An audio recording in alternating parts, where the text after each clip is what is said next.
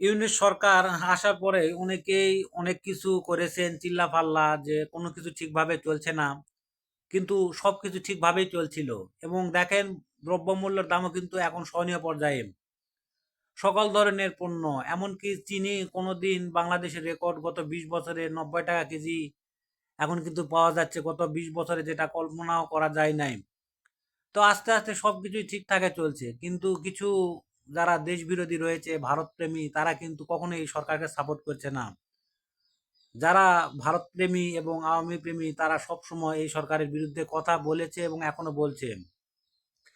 Doctor Mohammad Yunus দেখেন ভারতকে কি শিক্ষাটাই দিল। তাদের পেঁয়াজ আমরা আমদানি করছি না, তাদের হাজার হাজার টন পেঁয়াজ নষ্ট হচ্ছে। সেই পেঁয়াজ তারা বাংলাদেশে উচ্চ মূল্যে তারা রপ্তানি করে তারা কিন্তু অর্থনৈতিকভাবে ঠিকই লাভবান হতো। আর বাংলাদেশের কৃষকরা কিন্তু একবারে মারা যেত, তারা ন্যায্য মূল্য পেত না। এখন আমরা দেশি পেঁয়াজ কিনছি, কৃষকরা স্বাবলম্বী হচ্ছে, দেশের টাকা দেশেই থাকছে। তাই আসুন সবাই দেশি পণ্যের প্রতি ঝুঁকি, দেশি প্রোডাক্ট ব্যবহার করি এবং ভারতের আধিপত্যবাদের বিরুদ্ধে আমরা সবাই সজাগ থাকি, সতর্ক থাকি। যে সবার আগে দেশপ্রেম, যারা আওয়ামী প্রেম এবং ভারত প্রেম করবে তাদেরকে জনগণ ত্যাগ করেছে এবং আরো ত্যাগ করবে।